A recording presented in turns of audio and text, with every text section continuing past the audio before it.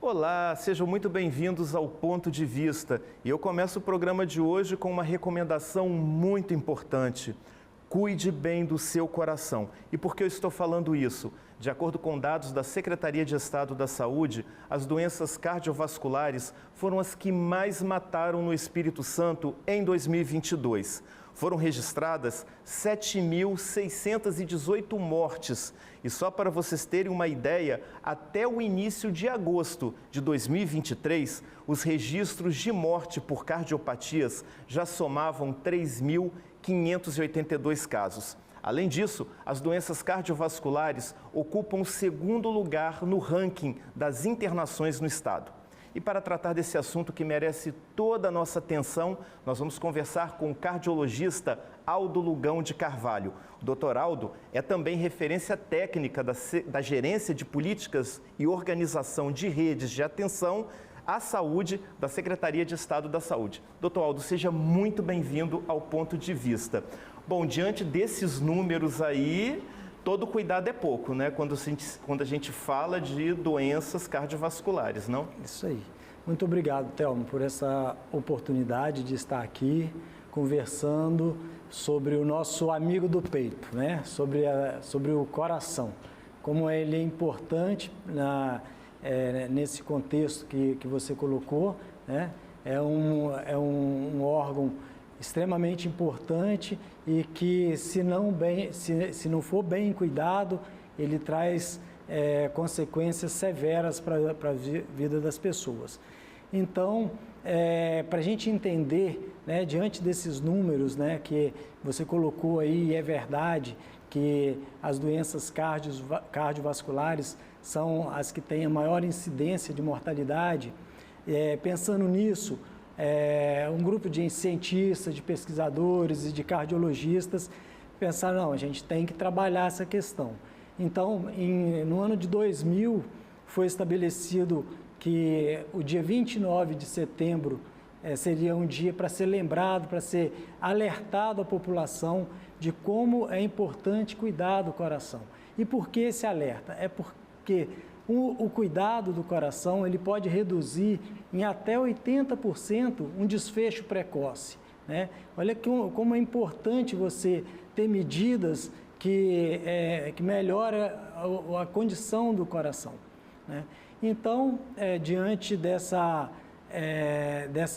manifestação, a partir daí foi celebrado todo mês de setembro o Setembro Vermelho, para lembrar das coisas do coração e alertar a população sobre o que a gente pode fazer, né? Então, hoje eu acho que a gente vai conversar em cima disso. Agora, que fatores, doutor, favorecem essa alta incidência de doenças cardiovasculares, de cardiopatias? Então, o coração é um órgão que ele gosta de algumas coisas e ele não gosta de outras coisas. Tem vários fatores que prejudicam o funcionamento do coração. O coração assim, vou falar de uma forma bem coloquial aqui para a gente entender, é como se fosse uma bomba hidráulica que vai fazer o sangue circular em todo o corpo. É constituído de um tipo de músculo especial e ele tem cavidades dentro dele, são 4 cavidades que trabalham sincronicamente, fazendo o sangue bombear. Olha que dado interessante, o coração chega a bombear até 70 mil litros de sangue por dia, né? É o único órgão do corpo que a gente consegue ouvir o barulhinho dele funcionando, né? Então, realmente o coração, eu fico assim, satisfeito de falar, porque realmente é um órgão maravilhoso e a gente precisa cuidar bem dele. E o coração, ele é interligado, né? Ele liga todas as partes do corpo através das artérias e as veias que fazem o sangue retornar para o corpo. E essas artérias, elas precisam estar pérvias, elas precisam estar fluidas para esse sangue circular perfeitamente. A pressão dentro das artérias, dentro das veias, a pressão dentro das câmaras cardíacas precisam também estar adequada para esse coração funcionar bem. a contração do músculo, a força de contração, a espessura da parede do coração, tudo isso precisa estar muito bem alinhado para esse coração funcionar bem, né? E aí que entra as questões, o que a gente pode fazer para dar condição para desse coração funcionar bem. Um exemplo simples, se a pressão está alta, a pressão dentro das artérias está alta, quando o coração bombeia para ejetar esse sangue para toda a parte do corpo, ele encontra uma resistência maior. Então, essa parede muscular, ela vai ficando hipertrofiada, vai diminuindo a cavidade interna, então prejudica o bombeamento até chegar numa hora que ela começa a expandir e desenvolve uma outra doença, que é a insuficiência cardíaca, a incapacidade do coração de bombear. Então, nosso coração é isso, ele está guardadinho na caixa torácica aqui, protegido pelo osso externo, pelas costelas, né? E o que mais que a gente pode falar do coração aqui? Ele impacta também no funcionamento, como por ele bombear o sangue, né? Ele impacta também no funcionamento de outros órgãos que são vitais, né? Exatamente, Thelma. O coração, ele precisa funcionar bem para todo o corpo funcionar bem, né? Coração que vai fazer com que o oxigênio, com que os nutrientes cheguem em cada célula do corpo. E também, quando o sangue retorna, ele retorna tirando toxinas, tirando o gás carbônico. Então, esse sistema tem que funcionar bem para o corpo todo funcionar bem. Agora, doutor, quais são as doenças cardiovasculares que mais matam? Então, a campeã número 1 é a insuficiência coronariana aguda. As coronárias são artérias que irrigam o coração. O coração precisa estar bem nutrido, bem oxigenado para ele trabalhar bem. Se essas artérias que alimentam o coração entopem, numa palavra bem comum aqui, esse coração para de receber sangue e uma parte dele morre e aí ele para a função dele de bombear. Isso é o infarto agudo, né? E o que faz para essas artérias obstruírem, ocluírem, né? São placas de gorduras que vão se depositando nas artérias, né? Se depositam em várias artérias do corpo, nas artérias cerebrais, nas artérias do coração. E essas camadas de gordura, essa placa, ela vai se depositando, mas não é a placa que fecha de uma vez. Por isso que o infarto ele é agudo, ele é de uma hora para outra. Porque esse finalzinho o sangue que passa ali turbilhonado, que coagula e obstrui agudamente, né? Então, o infarto agudo do miocárdio é a doença que mais mata, né?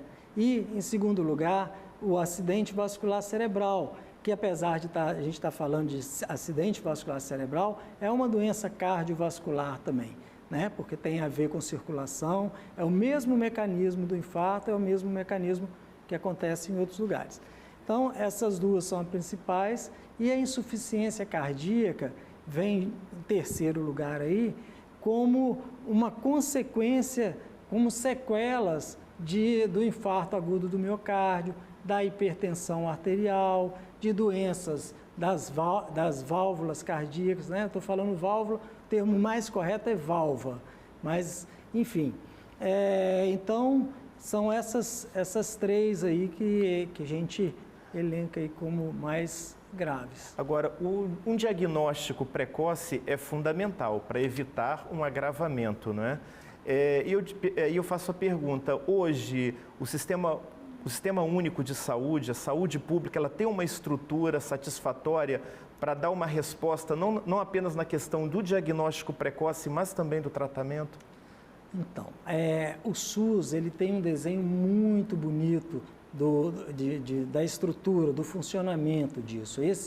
Essa sigla que você falou ali das GEPORAS, né, que é a Gerência de Política e Organização das Redes, as redes de saúde são uma estrutura que o SUS desenvolveu para alcançar toda essa estrutura de tratamento, né? Então, nós temos a atenção básica, que é a porta de entrada do SUS, é onde o paciente tem o primeiro contato, né, com o médico generalista, o médico da saúde, da família e da comunidade. Ali ele vai começar a atender esse paciente, atende desde pediatria até o idoso. E ali ele identificando fatores de risco, um paciente que tem uma história familiar muito rica, rica em problemas, né? O pai infartou cedo, a mãe é hipertensa, a avó teve um problema de AVC. Então, tudo isso chama atenção. Aí você vai fazer os exames básicos, né? Dosar o colesterol, dosar o triglicerídeo, a glicose, para saber se esse paciente tem algum fator de risco, se ele tem alguma queixa, se ele tem dor no peito, né? Se ele já teve alguma síncope. E aí, diante dessa consulta, ele pode ser solicitado exames mais sofisticados, né?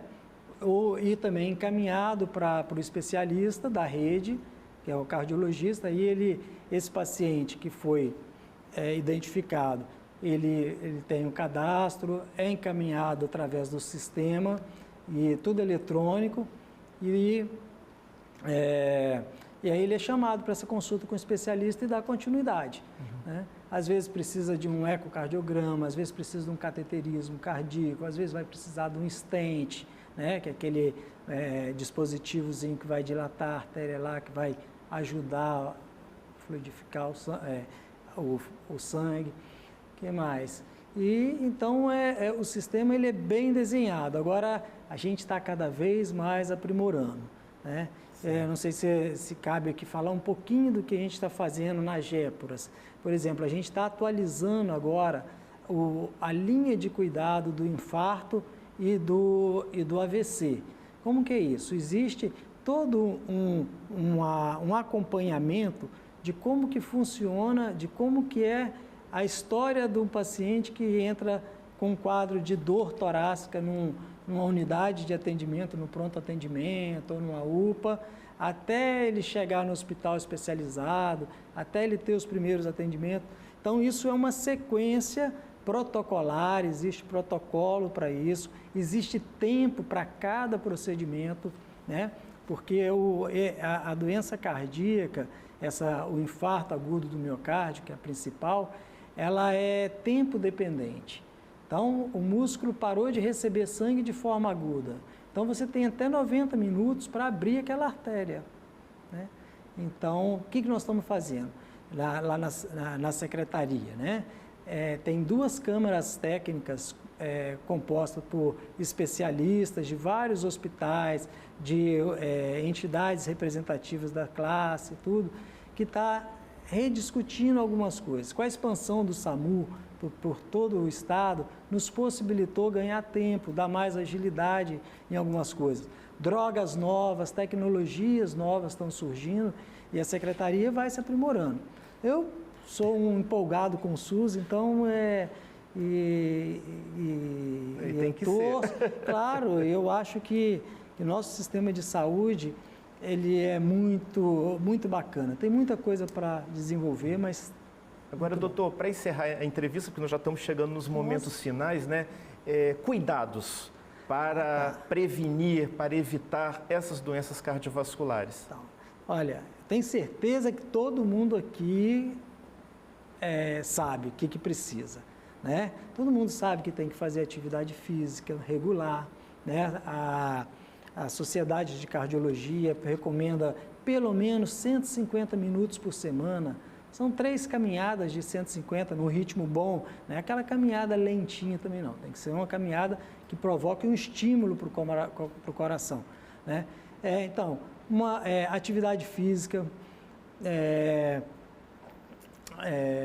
alimentação saudável, né? Uma alimentação pobre nessa gordura saturada, essa gordura do sanduíche, essa gordura dos embutidos, né? A gordura animal mesmo, da gordura da carne, tudo isso aumenta o colesterol.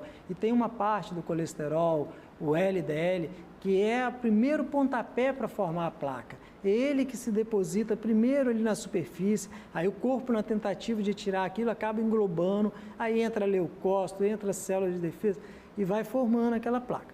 Então, a alimentação é super importante, né? Não fumar, gente, todo mundo sabe que aquilo faz mal, né? Então, a gente precisa também evitar, parar com cigarro. Cigarro não tem nenhum benefício. Então, alimentação saudável e o estresse, diminuir o estresse. A gente vive muito estressado hoje. O estresse libera catecolaminas, que são substâncias que aceleram o coração, que deixam o coração descompassado, que aumenta a pressão arterial. O controle da pressão arterial é muito importante. Outra coisa importante, diabetes. Tem que controlar o diabetes, tem que controlar a obesidade. Ok, doutor, eu agradeço muito. Falei pra caramba. Pois é, mas é isso mesmo. Informação importante. Então, gente, cuidem do seu coração, tá bom? Escutem bem aí o que o doutor acabou de dizer. E eu agradeço muito a sua participação aqui no Ponto de Vista. Thelmo, obrigado também. Precisando, nós estamos à disposição, tá bom? Ok. E eu agradeço também a sua audiência, a sua companhia. Lembrando que na semana que vem estaremos de volta em mais um Ponto de Vista. Até lá!